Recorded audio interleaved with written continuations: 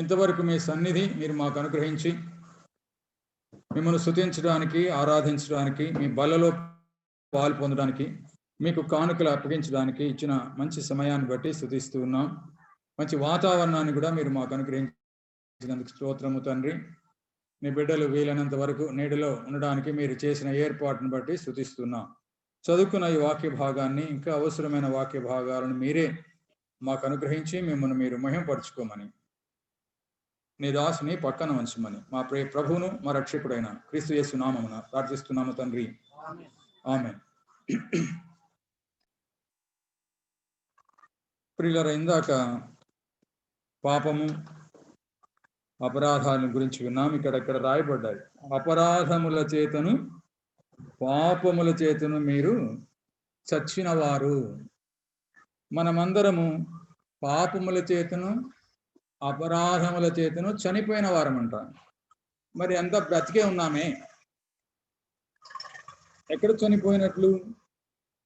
అందరం నడుచుకొని వచ్చినాం, కొంతమంది స్తుతించినారు, కొంతమంది పాటలు పాడినారు. అయినా దైవవాక్యం ఏం సెలవిస్తుంది అంటే, అపరాధముల చేతను పాపముల చేతను మీరు చచ్చిన వారు అని సెలవిస్తుంది ప్రియులారా. అయితే అట్లాగే చచ్చిన వారుగానే ఉంటే మన యొక్క గతి నరకమే, అగ్నిగంధకాలే. తర్వాత ఏం చెప్తుంది దేవుని వాక్యం అంటే, ఆయన మిమ్మను క్రీస్తుతో కూడా బ్రతికించును. ఆయన అంటే తండ్రి అయిన దేవుడు మనల్ని యేసు ప్రభువుతో పాటు బ్రతికించినాడని రాయబడింది. 1వ అధ్యాయంలో 20 నుంచి 21వ వచనం వరకు ప్రభు అయిన యేసుక్రీస్తు యొక్క హెచ్చింపు రాయబడింది. అన్ని అధికారముల కంటే ఈ యుగమందు మాత్రమే కాక రాబో యుగమందును పేరు పొందిన ప్రతి నామమందును ఎంతో హెచ్చుగా పరలోకమందు యేసుక్రీస్తు ప్రభువుని తండ్రి అయిన దేవుడు కూర్చోబెట్టినాడని రాయబడింది. ఇప్పుడు ఆయన అలాగా ఉన్నతమైన స్థాయికి వెళ్ళడానికి, ఉన్నతమైన స్థలములో ఉండడానికి ఆయన యొక్క కృషి కారణం. ఈ లోకంలో ఆయన ఏ పాపము చేయకుండా మానవుడిగా ఆయన జీవిస్తూ, మానవునికున్న ఎన్ని శోధనలు ఆయనకు వచ్చినప్పటికీ ఆయన పాపము చేయలేదని, పాపములో పడలేదని వ్రాయబడింది. అటువంటి వాడు కనుక ఆయన్ను గొప్పగా దేవుడు హెచ్చించినట్లు మనం చూస్తూ ఉన్నాం. ఇప్పుడు మనము చదువుకుంటున్న 2వ అధ్యాయం 1 నుంచి 10 వచనాల్లో యేసు ప్రభువును ఏ స్థాయిలో దేవుడు పైకి హెచ్చించినాడో అదే స్థాయిలో మనల్ని కూడా దేవుడు హెచ్చించినాడు ప్రియులారా. అది ఇక్కడ అద్భుతమైనటువంటి ఆశ్చర్యకరమైన కార్యం. ప్రభువైన యేసుక్రీస్తు ఎన్నో ఆశ్చర్యకరమైన కార్యాలు, అద్భుతమైన కార్యాలు చేశాడు. అన్ని కార్యాల కంటే ఇక్కడ మానవునికి చేసిన ఒక అద్భుతమైన ఆశ్చర్యకరమైన కార్యం మనకు కనపడుతుంది. అది ఏమిటి అంటే, ఆయన క్రీస్తుతో కూడా మీరు బ్రతికించను. చనిపోయిన మనల్ని బ్రతికించినాడు. ఎవరికైనా ఎవరింట్లో అయినా అనారోగ్యం వచ్చి చచ్చే పరిస్థితిలో ఉన్నాడు అనుకోండి, ఏం చేస్తారు? వెంటనే వీళ్ళు ఎంతో సలహా చెప్తారు. ఫలానా డాక్టర్ దగ్గరికి వెళ్ళండి, ఫలానా హాస్పిటల్కి వెళ్ళండి, ఒకవేళ మీ దగ్గర డబ్బులు లేకుండా పర్వాలేదు మేమిస్తామని చెప్పి ఒక వ్యక్తిని బ్రతికించడానికి ఎంత ప్రయాసపడతారో చెప్పడానికి వెళ్ళారు. సొంతం తల్లిదండ్రులకు చావు పరిస్థితి వచ్చినప్పుడు బిడ్డలు ఎంత తలడిల్లిపోతారో చెప్పడానికి వెళ్ళారు. మరి ఆఖరికి వాళ్ళు ఒకవేళ తలడిల్లిపోయి కష్టపడి ఒక్కొక్కసారి డబ్బులు ఖర్చు పెట్టితే కొంతమంది బ్రతుకుతున్నారు. మన కోవిడ్ వచ్చినప్పుడు బాలసుబ్రహ్మణ్యానికి కోట్ల రూపాయలు ఖర్చు అయినాయని విన్నాం. కోట్ల రూపాయలు ఖర్చు అయినా బ్రతకలేదు. కొంతమంది అలాగా కోట్ల రూపాయలు ఖర్చు పెట్టుకొని బ్రతికి వచ్చి ఉన్నారు. మంచిది. అయితే మళ్ళా వాడు చేస్తాడు. అది ప్రియులారా, ప్రాముఖ్యమైన అంశం ఏంటంటే, ఈ లోక మరణం ఎంత ఖర్చు పెట్టి మళ్ళా బ్రతికినా ఆ వ్యక్తి చనిపోక తప్ప. మరి అటువంటి విధంగా కాదు ఇప్పుడు మనల్ని బ్రతికించింది. ఆయన క్రీస్తుతో కూడా బ్రతికించినాడంటే నిత్యము, అసలు చావకుండానే కాదు, చావే లేకుండానే. అంటే శరీర మరణము కాదు. శరీర మరణం అందరికీ వస్తుంది. ఎందుకు వస్తుంది అంటే, నువ్వు మన్ను గనుక మన్నైపోతావు అన్నాడు దేవుడు. మానవుడు మంటితో తయారు చేసి ఆయన ఆత్మను మనలో ఉంచినాడు కనుక ఈ ఆత్మ ఇప్పుడు చనిపోయింది ఎవరు? ఇక్కడ మీ అపరాధముల చేతను పాపముల చేతను మీరు చచ్చిన వారు. చచ్చిన వారు అంటే ఏంటి? లూకాసు వార్త 15వ అధ్యాయం చూడండి. లూకాసు వార్త 15వ అధ్యాయము. ఈ భాగం మనకు తెలుసు. 24వ కిషోర్ మ్యూట్ లో ఉంది. నేను చేసేసిన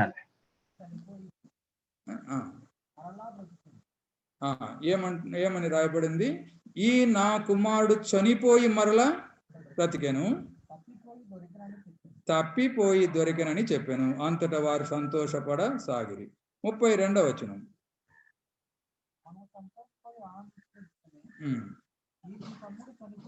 ఈ నీ తమ్ముడు చనిపోయి తిరిగి బ్రతికెను, తప్పిపోయి దొరికెనని అతనితో చెప్పాను.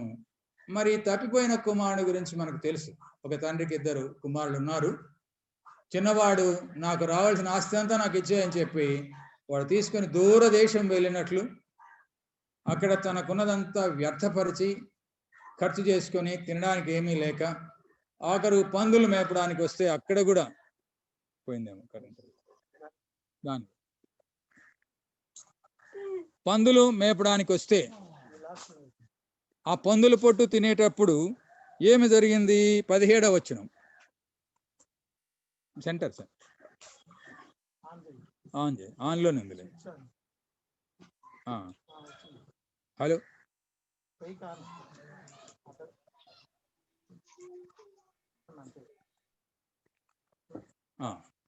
ప్రియులారా గమనించినారు కదా? అయితే వాడు చనిపోయినాడా? తప్పిపోయిన కుమారుడు దూరదేశానికి పోయినాడు, అంతా వ్యర్థం చేసుకున్నాడు. ఆఖరుకు పందులు మేపే స్థితికి వచ్చినప్పుడు ఆ పందుల పొట్టు తినాలనుకున్నాడు, కానీ అది కూడా వానికి దొరకలేదు. ఇక్కడ వాడు చనిపోయినట్లు లేదు, కానీ తండ్రి ఏం చెప్తున్నాడు? నా కుమారుడు చనిపోయినాడు, మళ్ళా బతికినాడు అంటున్నాడు. చనిపోయే పరిస్థితి వారికి వచ్చింది. చనిపోవడం అంటే మళ్ళీ ఒక మాట అక్కడే రాయబడింది, తప్పిపోయి దొరికిన. తప్పిపోయినాడు. అది మానవులమైన మనము చనిపోయినామంటే తప్పిపోయినాం. ఏమి తప్పిపోయినాము? పరలోకము చేరే మార్గములో, తండ్రితో సంతోషించే మార్గములో మనకుండగా ఆ మార్గము తప్పిపోయినాం. పరలోకము చేరే మార్గము నుంచి నరకానికి చేరే మార్గానికి వచ్చేసినాం. ఇదే చనిపోవడం అంటే. శరీరము చనిపోతుంది కానీ ఆత్మ ఎక్కడా చనిపోదు. మనము చనిపోకపోయినా చనిపోయినట్లు దేవుడు అంటున్నా, మీరు చనిపోయినారు. అయితే ఏమైంది? యేసుక్రీస్తు ద్వారా మీరు మళ్ళీ బ్రతికినారు. అది ప్రియ. ఎట్లా బతికినాడు ఆ తప్పిపోయిన కుమారుడు? చూడండి 17వ వచనం. ఏమొచ్చిందంట వానికి? అది బుద్ధి తెచ్చుకోవడమే బతకడం. అది ప్రియ. అయితే వానికి ఏమొచ్చింది? బుద్ధి వచ్చింది. మనం కూడా బుద్ధి తెచ్చుకుంటే బ్రతుకుతాం, లేకుంటే చస్తాం. బుద్ధి రావడం అంటే ఏంటి? ఏమిటో చూడు, తర్వాత చదివితే చెప్తాడు.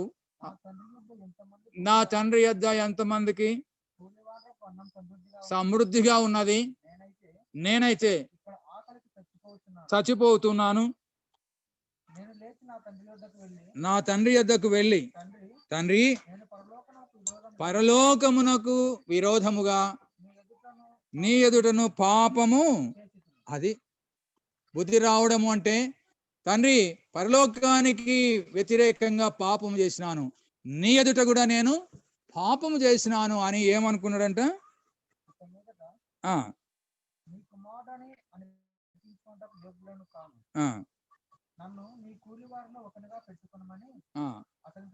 చెబుతాను అనుకున్నాడు. అది ప్రియులారా, అదే బుద్ధి రావడం అంటే. నేను సరైన మార్గంలో లేను తండ్రి, నా మార్గము సరైంది కాదు, ఇదిగో నీ కుమారుని నేను అనిపించుకోవడానికి కూడా నాకు యోగ్యత లేదు అని చెబుతాను అనుకున్నాడు. అంతే చాలు. ఆ చెబుతాను అనుకున్నదే బుద్ధి రావడం అన్నమాట. ఈనాడు కూడా మానవుడు చనిపోయినాడంటే తప్పిపోయినాడు. మోక్షానికి వెళ్ళే మార్గం నుంచి మనము తప్పిపోయి ఉన్నాం.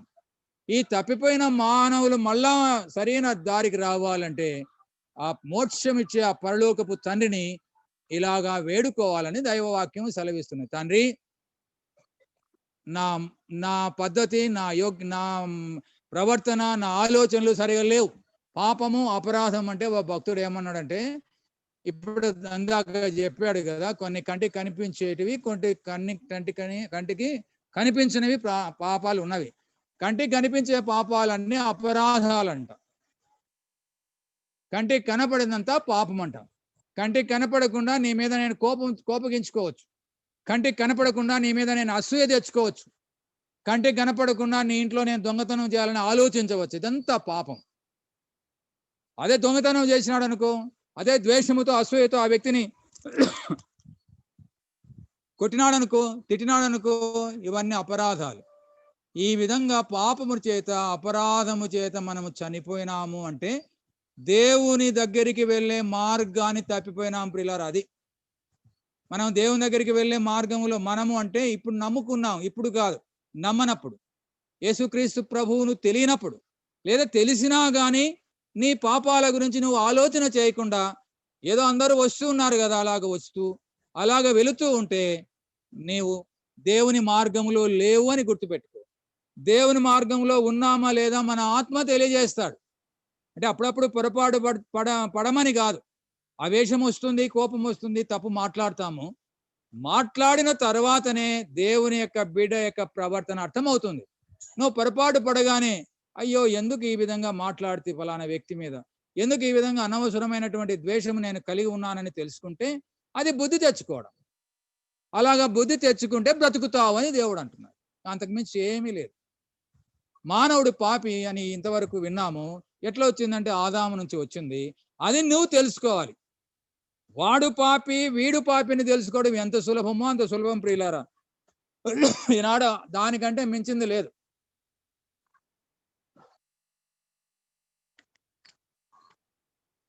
వాడు పాపి, వీడు పాపి అని చాలా సులభంగా మనం చెబుతాం. నేను పాపిని అని ప్రభు అయిన యేసు ఎదుట ఎంతమంది ఒప్పుకున్నాం? అప్పుడు నీకు బుద్ధి వచ్చినట్లు, అప్పుడు నువ్వు బ్రతుకుతావు. లేకుంటే బ్రతికించినాడు దేవుడేమో. ఉద్దేశం ఏంటి అంటే ఎఫ్సీలకు రాసిన పత్రికలో అపరాధముల చేతను మనము చచ్చిన వారైన ఆయన మిమ్మును క్రీస్తుతో కూడా బ్రతికించినాడు.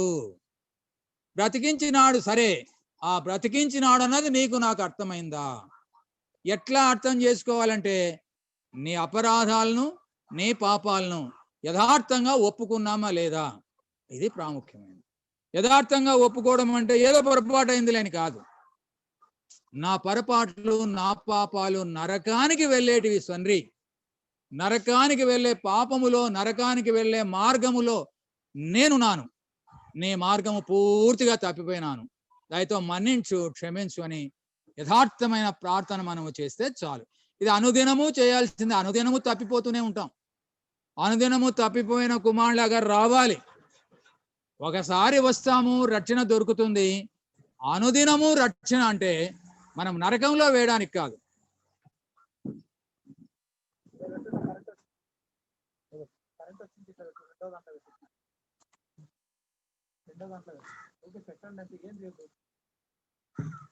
అనుదినము అటువంటి అనుభవం మనకు ఉండాలి. ఎందుకంటే దేవునికి వ్యతిరేకంగా ఎన్నో ఆలోచనలు, తలంపులు వస్తాయి. అయితే రాకుండా శక్తి ఎట్లా వస్తుందంటే అనుదినము నేను ప్రభు సన్నిధిలో వేడుకోవడం ద్వారా శక్తి వస్తుంది. మానవుడు పాపము చేస్తాడు, అయితే చేయకుండా శక్తి ఉంది, అది మర్చిపోకూడదు. మనం ఎంత పాపమునైనాను ఆయన క్షమించగలిగిన వాడు, ఎటువంటి పాపము చేయకుండా శక్తిని ఇవ్వగలిగినాడు, ఇది మర్చిపోకూడదు. సాతాను అంటాడు, నువ్వు ఎట్టైనా పొరపాటు చేస్తావు, ఏం అక్కర్లేదు. పొరపాట్లు తెలిసి తెలియక కొంతకాలం చేయవచ్చును, ప్రభువులో స్థిరపడినంత వరకు కొంతకాలం పొరపాటు జరగవచ్చును. ఇక పొరపాట్లు జరగవు, తప్పులు జరగవు. ఎప్పుడు జరగవు? జాగ్రత్తగా నేనుంటే, ప్రభు కొరకు జీవించాలని ఆశ ఉంటే. తర్వాత చూడండి 2వ వచనము, మీరు వాటిని చేయుచు వాయుమండల సంబంధమైన అధిపతిని అనగా అవిధేయులైన వారిని ఇప్పుడు ప్రేరేపించు శక్తికి అధిపతిని అనుసరించి ఈ ప్రపంచ ధర్మము చొప్పున మునుపు నడుచుకుంటురి. మునుపు యేసుక్రీస్తు ప్రభువునందు నడుచుకోక ముందు వాటినంటే అపరాధాలను, పాపాలను చేస్తూ ఉన్నారు. అది ఏదైనా కానీ ఆ అపరాధానికో పాపానికో వెళ్ళిపోతుంది. లేదా అన్ని అపరాధాలు అనుకున్న తప్పేం లేదు, అనే పాపాలు అనుకున్న తప్పేం లేదు. మానవులమైన మనము మునుపు అంటే యేసు ప్రభువును నమ్మక మునుపు పాపాలు చేసేవాళ్ళము, అపరాధాలు చేసేవాళ్ళము. ఇప్పుడు మరి మునుపులాగానే ఇప్పుడు కూడా నడుచుకుంటే ఇన్ని ఏళ్ళు ప్రభు సన్నిధికి వచ్చి ప్రభు మాటలు వింటూ ప్రభులో ముందుకు సాగుతూ మన జీవితం వ్యర్థమవుతుందని గమనించాలి. కాబట్టి మునుపు చేస్తున్నారు. ఎట్లా చేస్తున్నారు? అవిధేయులైన వారిని ఒక శక్తి ఉందంట, అది ప్రేరేపిస్తుంది. ఈ లోకములో ఒక శక్తి ఉంది. ఆ శక్తి అవిధేయులను ప్రేరేపించి పాపములో ముంచుతుంది. ఆ శక్తి ఎక్కడి నుంచి వస్తున్నదంటే అదిగో అధిపతి, అది ఇప్పుడు ప్రేరేపించు శక్తికి అధిపతి, అవిధేయులను ప్రేరేపించే శక్తికి అధిపతి ఒకడు ఉన్నాడు. వాడే సాతాను, వాడే అపవాది. హవ్వను ఆదామును ఎలాగ సులభంగా మోసం చేసి సులభంగా పాపములో ఎలాగూ పడివేటగా చేసినాడో వాడే ఈనాడు మనల్ని కూడా సులభంగా పాపాల్లో పడవేసేటటువంటి పరిస్థితి వాని చేతిలో ఉంది ప్రియులారా. అయితే వానికంటే మనకు శక్తిమంతుడు, అది మనం గమనించాలి. సులభంగా మనల్ని పాపాల్లో పడవేసేటటువంటి శక్తి సాతానుకు ఉంది. అంతే సులభంగా పాపం నుంచి మనల్ని బయటపడవేసే శక్తి ప్రభువైన యేసుక్రీస్తుకు కూడా ఉంది, అది మనం గమనించాలి. ఎంత సులభంగా మానవుడు పాపంలో పడతాడో అంత సులభంగా పాపం నుంచి బయటకు వచ్చే శక్తి యేసు ప్రభు దగ్గర ఉందని మనం మర్చిపోకూడదు. ఇది లోకానికి సంబంధించిన శక్తి. అందుకని చాలా సులభంగా మనకి ఎఫెసీయులకు రాసిన పత్రికలోనే రాయబడింది చూడండి, 6వ అధ్యాయంలో 12వ వచనం.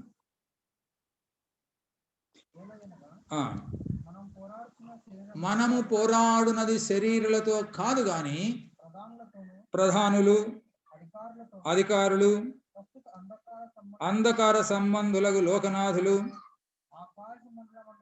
ఆకాశ మండలమందున్న దురాత్మల సమూహం, ఇంతమంది ఉన్నారు. వీటన్నింటికి నడిపించే శక్తిమంతుడు వాడు సాతాను ఉన్నాడు. కాబట్టే మానవులమైన మనం సులభంగా పడిపోయే అవకాశం ఉంది. అయితే ఇంతకంటే శక్తిమంతుణ్ణి మనం కలిగి ఉన్నాం, అది మర్చిపోకూడదు. ఇటువంటి ఈ పాపము ద్వారా చనిపోయి సమాధికి వెళ్ళి నరకానికి వెళ్ళే స్థితి నుంచి ఆ ప్రభు మనం బ్రతికించినాడంటే కేవలము పాపాలు క్షమించి వదిలిపెట్టేందుకు కాదు. నీ పాపాలు క్షమించడంలే నువ్వు పరలోకానికి వస్తావులే అనడానికి కాదు.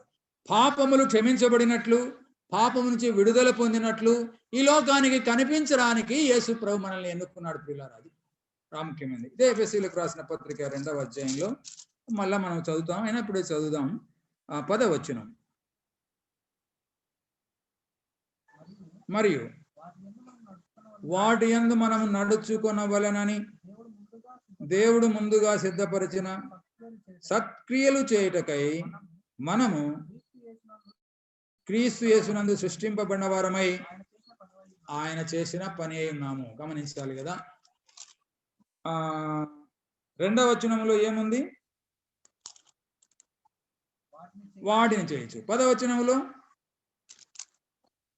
వాటి యందు మనము నడుచుకున్నట్లు. 2వ వచనంలో వాటిని అంటే ప్రభువును నమ్మకం ముందు చేసే పాపక్రియలన్నీ చేస్తూ నమ్మకం ముందు ఇష్టం వచ్చినట్లు జీవించున్నాం. అయినా ఒక్కొక్కసారి మనం ఏమనుకుంటామంటే ఫలానా వ్యక్తి చాలా మంచివాడు అనుకుంటున్నాం, ఫలానా వ్యక్తి చాలా ఉన్నతుడు, ఫలానా ధర్మాత్ముడు అనుకుంటున్నాం. మంచిదే, ఆయనలో ధర్మగుణం ఉంది, ఉన్నతమైన గుణం ఉంది. కానీ పాపం ఉందని లోకంలో చాలా మందికి తెలియదు. మనకు తెలుసు, ధర్మంగానే ఉంటాము. లాస్ట్లో ఒక కొడుకు ఎక్కువ, ఒక కొడుకుని ఎక్కువ ప్రేమిస్తాం, ఒక కొడుకుని తక్కువ ప్రేమిస్తాం. ధర్మంగానే ఉంటాం, ధర్మాత్ముడు అనిపించుకుంటాం. మరి అది ఎవరికి తెలియకపోయినా దేవునికి తెలుసు కదా. కాబట్టి ప్రియులారా, మానవుల్లో పాపం ఉంది అని చెప్పి బాగా అర్థం చేసుకోగలిగితే చాలు. సరే, ఇప్పుడు ఏం జరిగింది? వాటిని చేస్తూ దాని నమ్మకం ముందు అట్లా ఉన్నారు. మనకు సాతాను మోసం చేసేది ఏంటంటే నువ్వు చాలా మంచి వాడవు అంట. మంచి వాళ్ళమే. అయితే మన అంతరంగాన్ని మనం పరిశీలించుకున్నప్పుడు అదే నీ పొరుగు వానిది దేనిని ఆశించకుమని దేవుని వాక్యం సెలవిచ్చినప్పుడు మనం పొరుగు వారిని ఏమేమి ఆశిస్తున్నాం, ఏమేమి ఆశిస్తున్నామో ఆలోచించాలి. కొంతమంది పొరుగువారి డబ్బులు ఆశిస్తారు, కొంతమంది పొరుగువారి వస్తువులు ఆశిస్తారు, కొంతమంది పొరుగువారి భార్యను ఆశిస్తారు. పొరుగువారి భార్యను ఆశించేవాడు వస్తువులను ఆశించడు, లేకపోతే వాని ధనాన్ని ఆశించడు. వానికి డబ్బు అక్కర్లా, వానికి వస్తువులు కూడా అక్కర్లా, వేరే వాళ్ళ వస్తువులు అక్కర్లా, డబ్బులు అక్కర్లా, వాని భార్య కావాలి. అట్లే కొంతమంది వాని భార్యను ఆశించరు, వాని డబ్బులు కావాలి, వాని వస్తువులు కావాలి. ఇలాగా మానవుడు రకరకాల, అందుకనే సమస్య. ఇప్పుడు వీటిల్లో మనం పోల్చితే పొరుగువాని భార్యను ఆశించేవాడు ఎక్కువ పాపిగా కనపడతాడు, పొరుగువాని డబ్బును ఆశించేవాడు తక్కువ పాపిగా మనకు కనపడతాడు. దేవుని దృష్టికి రెండు ఒకటే కాబట్టి వాడు డబ్బు ఆశిస్తున్నాడు, నేను వాని భార్యను ఆశిస్తున్నానని పాపం చేయడం కాదు. వాడు కానీ నేను కానీ ఇద్దరం ఎవరమైనా నరకానికి వెళ్తాం. కాబట్టి నరకం నుంచి తప్పించుకోవాలంటే మీరు మానుకోవాలి అని గ్రహించడం ప్రియులారా. కాబట్టి చాలా మంది అలాగా పొరపాటు పడుతుంటారు. రాజకీయ నాయకులు, ఆఫీసర్లందరికీ ఏం కావాలి? ఉద్యోగస్తులందరికీ పొరుగు వాని డబ్బు కావాలి. చిన్న సంతకం పెడితే డబ్బు కావాలి వానికి. ఒక కాగితం మారాలంటే డబ్బులు కావాలి. అటువంటి వాడు పొరుగు వాని భార్యను ఆశించడు. వాడు బాగా సంపాదించి తన భార్యగా పెట్టుకుంటాడు. మరి తన భార్య పిల్లలు చాలా సంతోషంగా ఉంటారు కనుక అబ్బా మా ఆయన చాలా మంచివాడు అనుకుంటారు. కానీ దేవుని దృష్టిలో పొరుగు వారిది ఏమి ఆశించినా పాపమే అని నీవు నేను గ్రహించాలి. లోకం గ్రహించదు, లోకానికి అర్థం కాదు. నీవు నేను గ్రహించాలి. ఇప్పుడైనా గ్రహించాలి. ఇంతవరకు గ్రహించకపోతే పొరుగు వాంది ఏది అక్కర్లేదు. ఉంటే తిన్నాం, లేకుంటే పస్తుందాం. పస్తు 10 రోజులు ఉంటే చచ్చిపోతాం, ఏం ఇబ్బంది లేదు. అంతే కదా. చనిపోతే పరలోకానికి వెళ్తాం. ఏమంటాడు దేవుడు? ఎట్లరా నీ అంతకు నువ్వు చచ్చిపోయినావు అంటే మరి నాకు అన్నం లేదు, ఏం చేయమంటావు? అన్నం లేకుండా పెట్టడు దేవుడు. తినడానికి తిండి ఎప్పుడు లేకుండా ఉండదు. కాబట్టి ప్రియులారా, తినడానికి కట్టుకోవడానికి వరకే అయితే ఏ మనిషికి దిగులే లేదు. అంత మట్టుకే ఉందా మన ఆశ? చెప్పండి.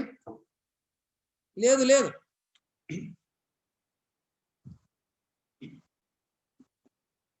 తినడానికి కట్టుకోవడానికి మట్టుకే అయితే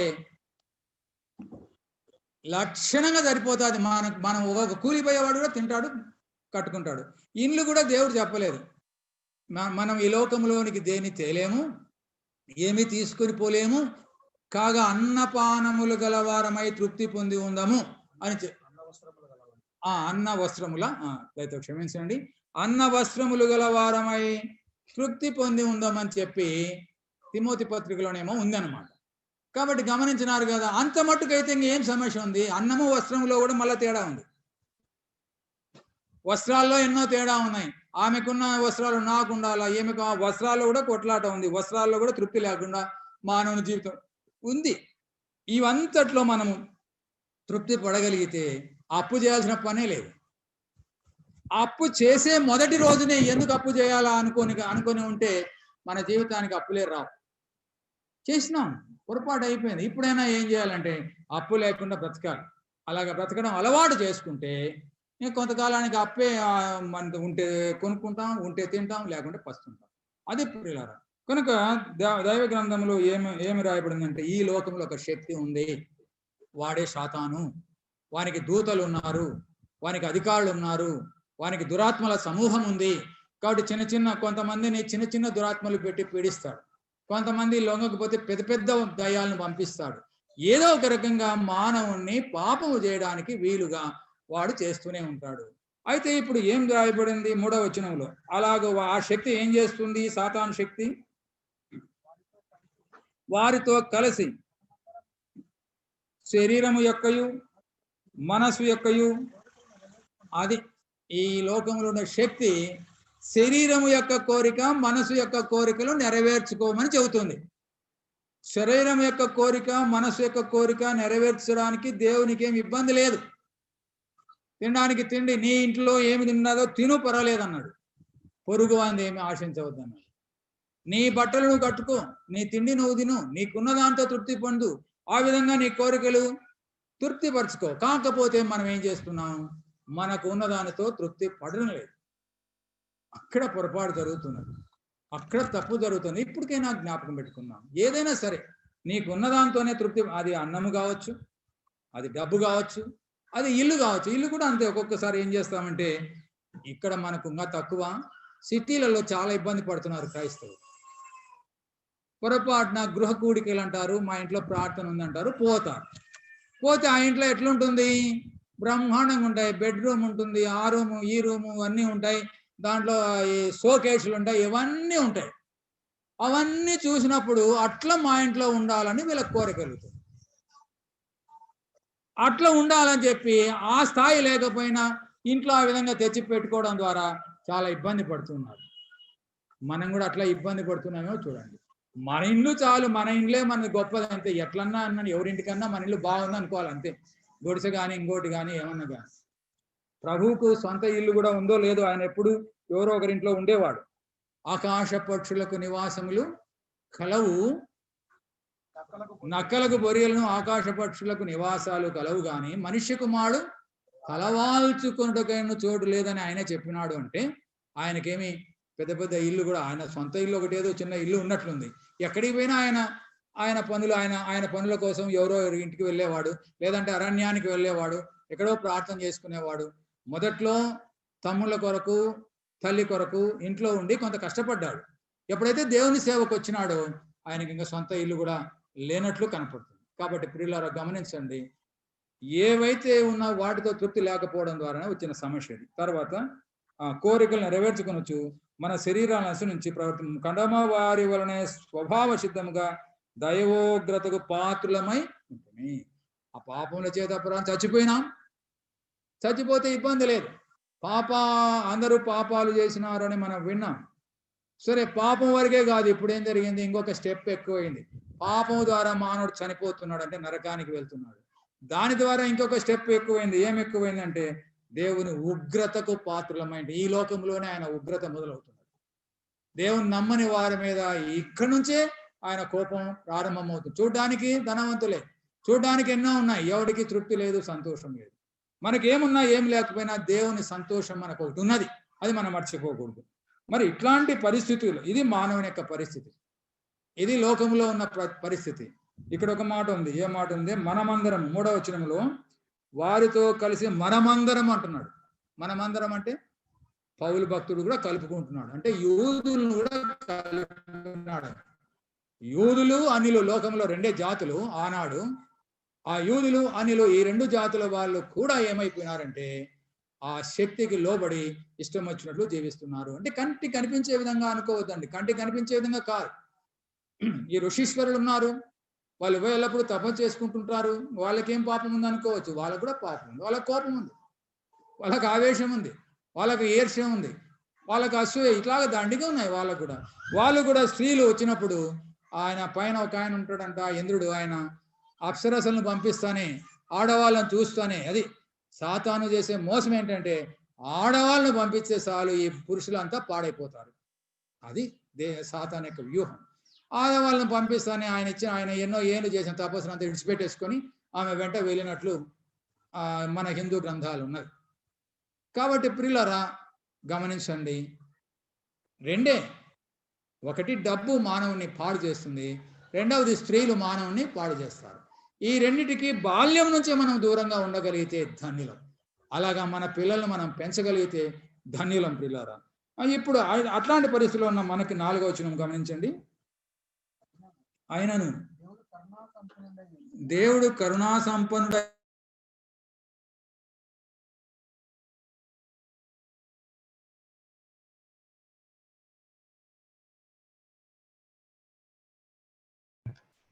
నానా మీరు మ్యూట్ వెళ్ళిపోయింది.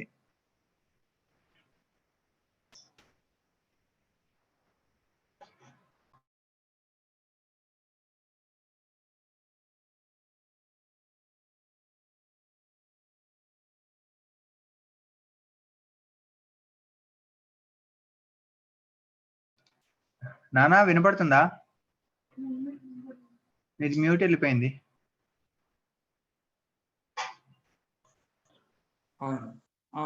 ఎంతసేపు అయి మ్యూట్? జస్ట్ ఇప్పుడేలే, ఫ్యూ సెకండ్స్ అంటే. ఏదో కదిలింది, అది మ్యూట్. ఫ్యూ సెకండ్స్ అంటే. కాబట్టి ప్రియులారా, యేసుక్రీస్తుతో కూడా బ్రతికించినాడు, కృప చేత మీరు రక్షింప, దానికి రక్షణ అని పేరు. మంచి మార్గం, దేవుని మార్గంలోకి రావడమే రక్షణ అని పేరు. తప్పిపోయి మళ్ళీ దేవుని సన్నిధికి రావడమే రక్షణ అని పేరు. ఇటువంటి త్వరగా చదవండి, 10 వరకు ముగిద్దాము. క్రీస్తు యేసునందు ఉపకారము, ప్రేమ,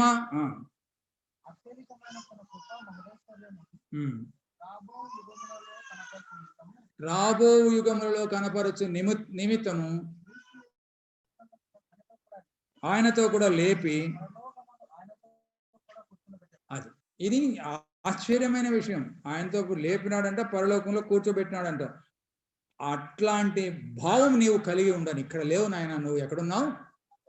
పరలోకంలో ఉన్నావు. ఒక్కొక్కసారి మనం పోతా ఉంటాం, పిలిస్తే పలకడు. ఏం రా, ఎక్కడున్నావురా అంటాం. ఎక్కడున్నాడు?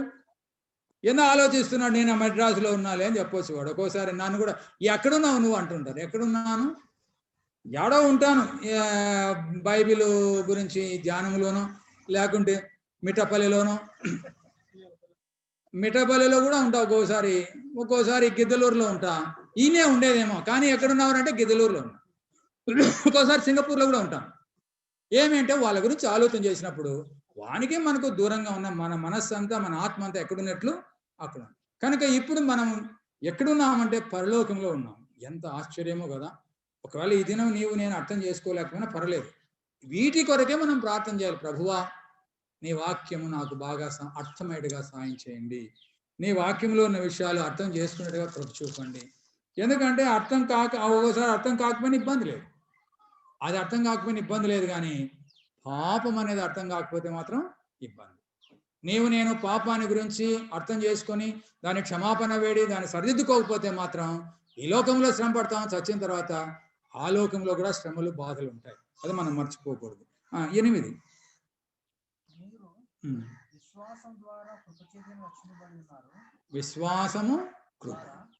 విశ్వాసము ద్వారా కృపచేతని మనకు రక్షణ ఎట్లా దొరికిందంటే దేవుని కృపను బట్టి, దేవుని ప్రేమను బట్టి రక్షణ దొరికింది.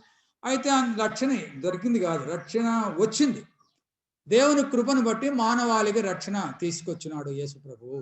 దేవుని మహాప్రేమను బట్టి మానవాళికి రక్షణ తీసుకొచ్చినాడు. అయితే నీవు నమ్మకపోతే, అది విశ్వాసము ద్వారా నమ్మకపోతే, ఆ దేవుడు తెచ్చిన రక్షణను నువ్వు నమ్మకపోతే, ఆ దేవుడు అందించేటటువంటి ఆ మోక్షాన్ని నువ్వు నమ్మకపోతే నువ్వేమవుతావు? తెలిసినా కానీ నమ్మకపోతే, ఊరికే తెలిసి ఉంటుంది, నమ్మకపోతే మనం అందులో చేరలేము. అందుకనే మనం విశ్వాసం ద్వారా కృపచేతనే రక్షింపబడి ఉన్నారు. ఇది మీ వలన కలిగినది కాదు, దేవుని వరమే. ఇది దేవుడు బహుమానం. వరం అంటే బహుమానం. బహుమానాలు మనం ఈనాడు ఎంతో మంది ఇస్తూ ఉంటారు.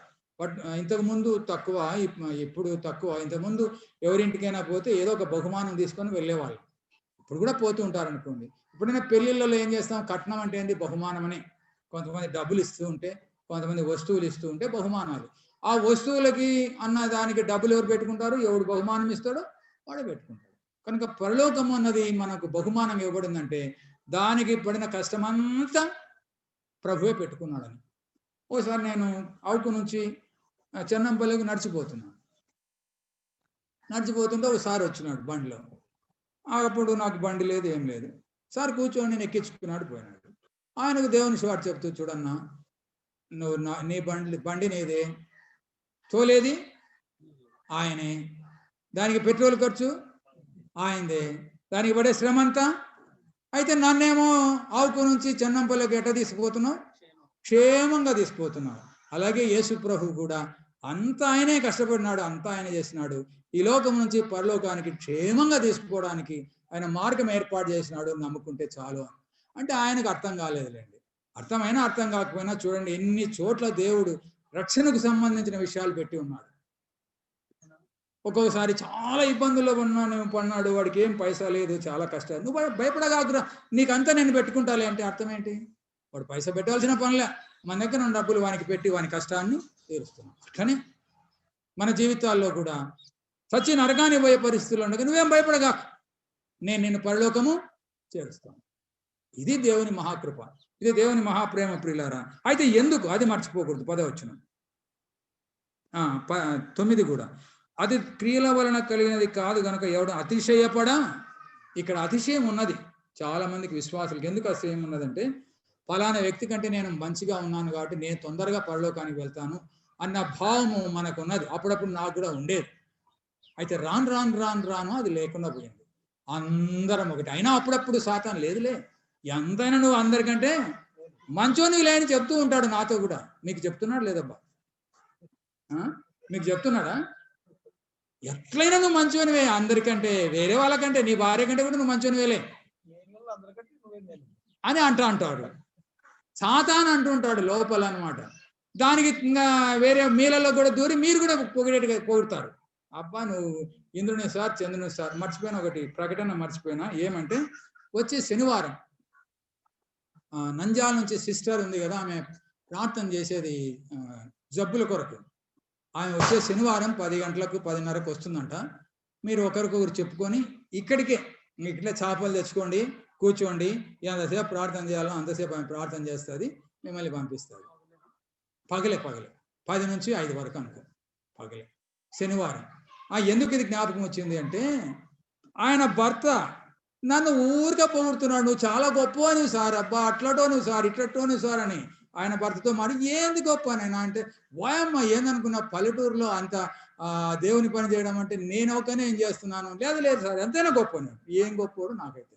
వాళ్ళ భార్య ప్రార్థన చేసే జబ్బులన్నీ పారిపోతున్నాయి, మళ్ళీ నేను ప్రార్థన చేసి ఎవరికి జబ్బులు పారిపోలేదే. అయినా అట్లా సాతాను ఇతరుల ద్వారా మనల్ని పొగిడించడం, మనంతకు మనమే నువ్వు చాలా గొప్ప నువ్వులే ఎంతైనా అని చెప్పి, చూడు నీకు ఎంత మంచి మనసు ఉందో, నీ భార్యకు ఉన్నటువంటి మనసు నీకు లేదు. ఆమె తిట్టినా నువ్వు ఊరుకుంటున్నావు, ఆమె కొట్టినా ఊరుకుంటున్నావు, ఎంత గొప్పవాడివో అని చెప్పి అంటాడు. దానివల్లనే మోసపోయి ఆవేశపడి భార్యల మీద కోపగించుకోవడం, కొట్లాడుకోవడం, అతిశయం, గర్వం. దానికి ఇంకొక మంచి పేరు పెట్టాలంటే గర్వం. మనకందరికి ఏముంది? గర్వము. మీకుందో లేదో నాకుంది. ఎందుకు వచ్చింది మళ్ళీ మీకుంటే మీరు నా మీద కొట్లాడికి వస్తే, నాకేడుంది సార్ గర్వం చూపిండి అంటే ఇబ్బంది. నాకైతే ఉంది, నేను కొన్ని చూపించలేను. గర్వముగా ఉన్న విషయాలు కొన్ని నేను మీకు చూపించలేను, కొంతమందికి తెలుస్తూ ఉండొచ్చు, నాతో పాటు ఉండే వాళ్ళకు. అయినా దాన్ని కొన్ని చేయలేను. ఆ గర్వము తీసేసుకునేటటువంటి పరిస్థితులు కూడా కొన్ని లేవు నా దగ్గర. ఒక్కటి చేస్తున్నాను, ప్రభువా ఇది గర్వపోతు ఆలోచన అని నాకు తెలుసు, ఇది గర్వపోతు మాటలని నాకు తెలుసు, ఇవి మానుకునే శక్తినివ్వండి, ఇవి చేయకుండా సహాయం చేయండి, అలాగా నాకు వచ్చినందుకు దయతో నన్ను మన్నించండి, దయతో నన్ను క్షమించండి అని వేడుకుంటున్నాను. అది నేను చేశాను. కాబట్టి ప్రియులారా, ఇప్పుడు 9వ వచనము, అది క్రియల వలన కలిగినది కాదు కనుక ఎవడను అతిశయపడా. ఒకవేళ మంచి కార్యాలు చేస్తే నీకేముంటుందంటే పరలోకంలో ఒక మంచి బహుమానాలు ఉంటాయి. అది యోగ్యంగా జీవిస్తే ఈ లోకంలో కూడా కొన్ని బహుమానాలు ఉంటాయి, అంతవరకే. కానీ పరలోకంలో చేరడానికి అందరూ ఒకటే, ఏ భేదము లేదు, అందరూ పాపం చేసి ఉన్నారు, ఏ భేదము లేదు, అందరూ యేసుక్రీస్తు ద్వారా ఉచితంగా రక్షించబడతారు, అంతే. కనుక ప్రియులారా, ఆయన తెచ్చినాడు రక్షణ, ఆయన ప్రేమ ద్వారా, ఆయన కనికరం ద్వారా. ఇప్పుడు నువ్వు నమ్మాలి, అదే విశ్వాసము ద్వారా కృప చేత రక్షించబడి. ఆయన కృప లేకుంటే కూడా మనం రక్షించబడలేం, మనకు విశ్వాసం ఉండొచ్చు. ఈ లోకంలో ఎంతో మంది మీద విశ్వాసం ఉంది, లోకంలో జనులకు ఎంతో మంది దేవతల మీద విశ్వాసం ఉంది, ఎంతో మంది గొప్ప వాళ్ళ మీద విశ్వాసం ఉంది, వాళ్ళకి పరలోకము లేదు, వాళ్ళకే తెలుసు లేదని చెప్పి. అట్లే మనకైతే యేసు ప్రభువు నందు విశ్వాసం ఉంచడం ద్వారా, ఆయన కృప ద్వారా మనకు 2 దొరికినాయి. 10వ వచనం, ఎందుకు ఈ రక్షణ, ఎందుకు ఈ పాప క్షమాపణ, ఎందుకు ఈ పరలోక భాగ్యం, ఎందుకు చూడండి. మరియు వాటి ఇంతకుముందు మునుపు పాపముల చేత అపరాధంలో చచ్చిన వారము, అన్ని పాప కార్యాలు, ఇష్టం వచ్చిన కార్యాలు చేసేవారం. ఇప్పుడు వాటి నుంచి మళ్ళుకొని ఏమిట్లో నడచాలంట, వాటి యందు మనము నడుచుకునవలనని దేవుడు ముందుగా సిద్ధపరిచిన సత్క్రియలు చేయుటకై, ఎవడైనా క్రీస్తునందున్న వాడు నూతన సృష్టి అన్నాం కదా. ఇప్పుడు యేసు ప్రభు మనల్ని ఎందుకు సృష్టించినాడంటే సత్క్రియలు చేయడానికి. ఏమిటి సత్క్రియలు? మత్తయి సువార్త 5వ అధ్యాయం సత్క్రియలు చెప్పబడ్డాయి చూడండి. మత్తయి సువార్త 5వ అధ్యాయం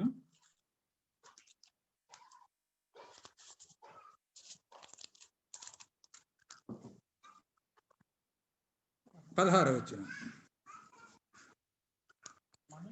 మనుష్యుడు మీ సత్క్రియలను చూచి పరలోకమందున మీ తండ్రిని మహిమపరచునట్లు.